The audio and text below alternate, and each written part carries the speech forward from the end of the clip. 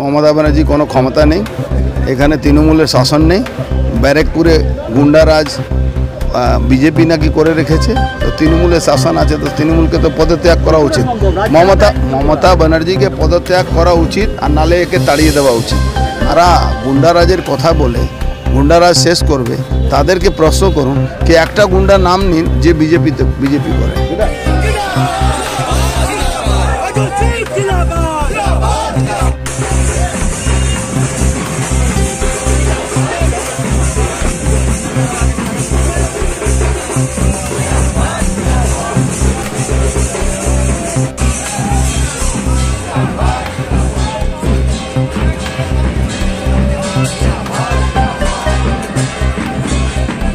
ঘাটের অবস্থা আগে মনোজের বালিটা বন্ধ করে দিক, তাহলে গঙ্গাঘাটে সৌন্দর্যন করবে। মনোজ তোর ফাইন্যান্সার আছে, ওই বোর্ডে লেখা আছে স্পন্সর বাই মনোজ দাস।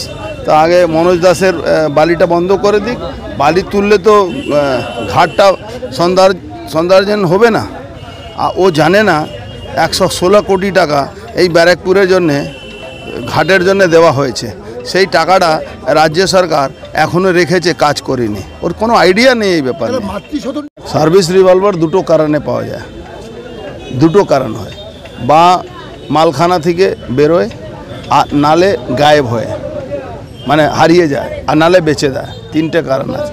তো ওই সার্ভিস রিভলভারের নম্বর দেখে তদন্ত হওয়া দরকার কি কোন পুলিশ অফিসার এটাকে বেচেছে, কোন মালখানার বাবু এটাকে বেচেছে, বা লাটবাগান থেকে বেরিয়েছে কিনা, বা কোনো সিজ রিভলভার ছিল সেখান থেকে বেরিয়েছে কিনা, তদন্তে তো বেরিয়ে আসবে। মমতা ব্যানার্জি কোনো ক্ষমতা নেই, এখানে তৃণমূলের শাসন নেই, ব্যারেকপুরে গুন্ডারাজ বিজেপি নাকি করে রেখেছে। তো তৃণমূলের শাসন আছে, তো তৃণমূলকে তো পদত্যাগ করা উচিত। মমতা ব্যানার্জিকে পদত্যাগ করা উচিত, আর নালে একে তাড়িয়ে দেওয়া উচিত। দুটোর পার্থভূমিকে তাড়িয়ে দিক এই ধরনের বয়ান দেওয়ার জন্য, আর নালে উনার পদত্যাগ করা উচিত। তারা গুন্ডারাজের কথা বলে গুন্ডারাজ শেষ করবে, তাদেরকে প্রশ্ন করুন কি একটা গুন্ডার নাম নিন যে বিজেপি করে। আমি 1 থেকে 100 গিনতি করে দেবো যে তৃণমূলের গুন্ডা। ইভেন পার্থভৌমিক ভাষণ দিচ্ছে, আর দুদিকে NDPS খাওয়া আসামি বসে থাকছে।